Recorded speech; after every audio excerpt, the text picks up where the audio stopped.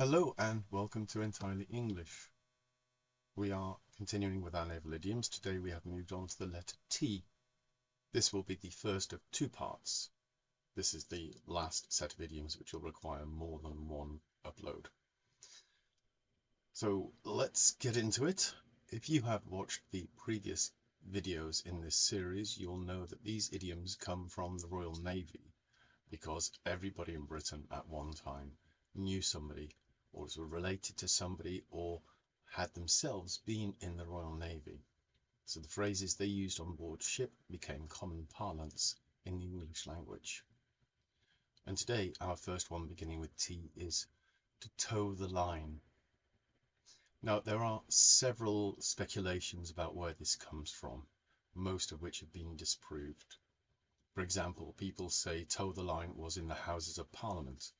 There was a line in front of each side of the government, the party in power and the opposition, and when a speaker stood up to speak, he had to put his toes on the line. But this has been disproved because the lines never existed.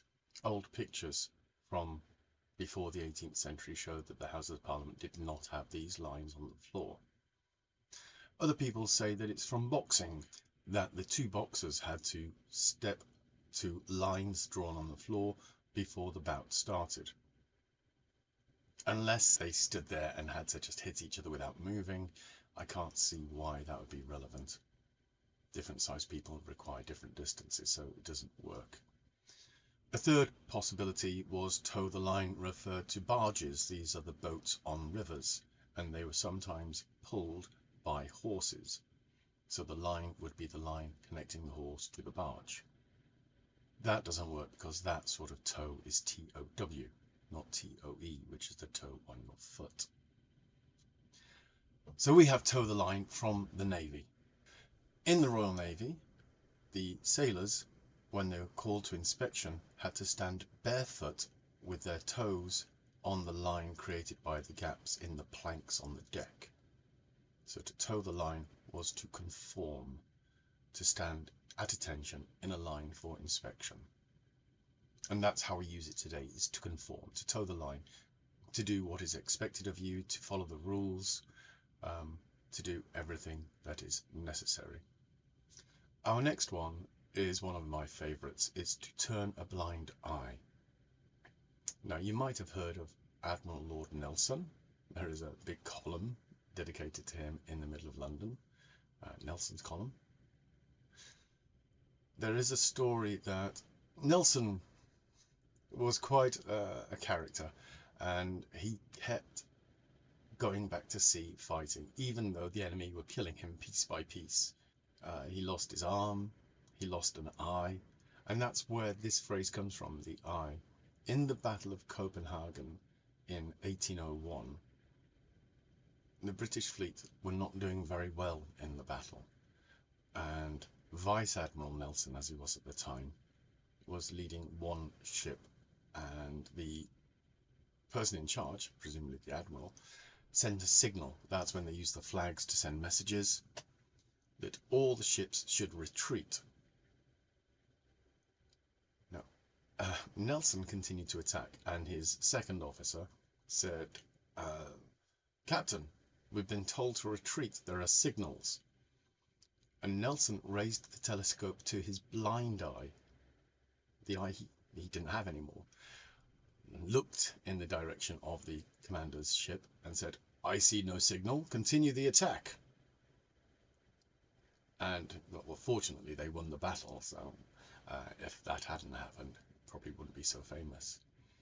But to turn a blind eye means to ignore something. You often see in shops some child is running amok, smashing things or climbing on shelves, and the mother is turning a blind eye to it, just ignoring the child. To turn a blind eye to ignore something. And it's a really good piece of history. Our next is to take the helm. Now, the helm was the control station on the ship, where the wheel was, where they direct where the ship went. And the captain might be there steering the ship, and he'd say, "Mr. Johnson, take the helm," and that meant his officer, his second officer, his first mate, boatswain, whoever, would come and replace him, steer the ship while he went off to have a nap or to eat some food or something. So to take the helm was to take charge, and we use that quite often nowadays. You say, in the business negotiations, I asked Janice to take the helm because she's so good at those things. So you asked her to lead, to be in charge, to take the helm. Now, our next relates to ones we've had several times because we've talked about ropes and we've talked about knots. And this is to tie yourself up in knots. We talked before about the new recruits, and they would often have an old hand, an experienced sailor teaching them the ropes, which rope controlled what. And one of the first things they had to do was learn all the different types of knot. And I guess sometimes they'd get confused and they'd end up with their arms and ropes all over the place, and they would tie themselves up in knots, and the person teaching them would have to untie them, save them from it. And that's how we use it today. To tie yourself up in knots is to cause yourself confusion. You get into a difficult situation and you don't know what you're doing, and you try something and make the situation worse. You're tying yourself up in knots. The last one we're going to do for today is to take the wind out of somebody's sails. Now, there was a very clever practice in the days of sailing ships. If you were chasing a ship and it was getting away, remember the wind is in the sails and it's pushing the ship. So what you could do was get behind that ship and unfurl all of your sails, catch all of the wind so that he had none. His sails would become limp and he'd become dead in the water. So you could catch him easily. You took the wind out of his sails. And today we use this. When you frustrate somebody, you unexpectedly for them anticipate what they're going to do or what they're going to say. And you say it first, like telling the punchline of a joke before they say it. You take the wind out of their sails. You deflate them. You kind of defeated them. You take the wind out of their sails. You stop them being so big and clever. All right, so that was just a few for today. We have about 5 more for part 2. I'm trying to keep these short. That's why the explanation was shorter today.